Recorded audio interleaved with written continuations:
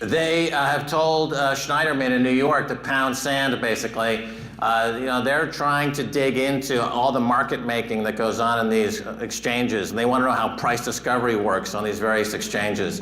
And so all these exchanges are saying, look, we're a post-regulatory framework. We're a post-fiat currency framework. We're entering a new era. We don't need the SEC, the CFTC, any of these regulators, because we're taking this thing to another level, and it's based on a whole different valuation model. And just to give you some context of my history in all this and how I got into it, was back in 1995, 1996, I started a company in Los Angeles called the Hollywood Stock Exchange. And we were trading virtual assets with a virtual currency on a virtual exchange. And to build that technology, which was pretty new at the time, I had to invent a technology. So I invented a technology called the Virtual Specialist Technology. It has a US patent. I think it's 5950176 is the patent number. And so we were having to do price discovery on virtual assets.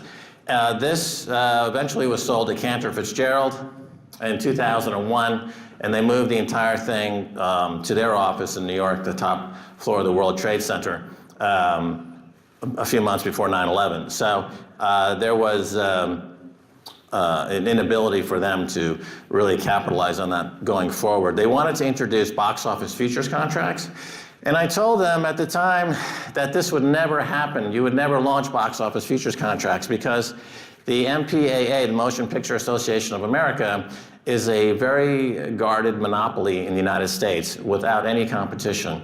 And they don't like the idea of price discovery on box office. They like to control that market with an iron fist, the 6 studios in Los Angeles. And sure enough, they didn't listen. They spent $20 million trying to develop a box office futures contract. And at the last minute for the Dodd-Graham bill, or is it Graham-Dodd? Or is it Graham-Dodd? They introduced a rider into that law saying outlawing box office futures contracts. So Hollywood is the only industry in America that has this kind of protection from financialization. You can't trade a box office futures contract, but you can trade futures contracts on almost every other industry in America because they don't want the competition. They don't want the price discovery. They don't want to interrupt the flow of their model to market their way into a box office event. And I find this a bit disturbing because it says that free market economics and price discovery is selective in America. We like it in certain markets, but not other markets.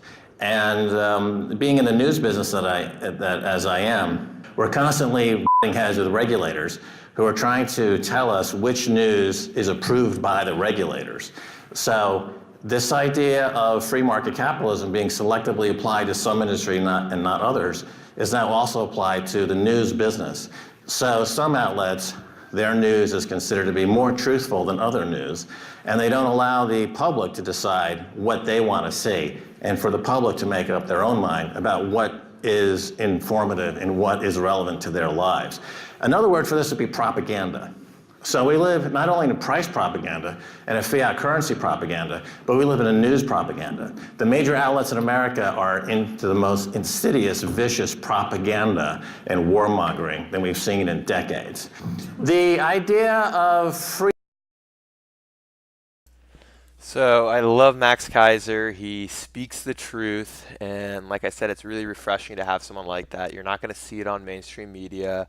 And how it relates to crypto is the influence of the markets, especially the media on cryptocurrency. I do feel like a lot of this bear and bull market for crypto, because it is so volatile, is controlled by mainstream media.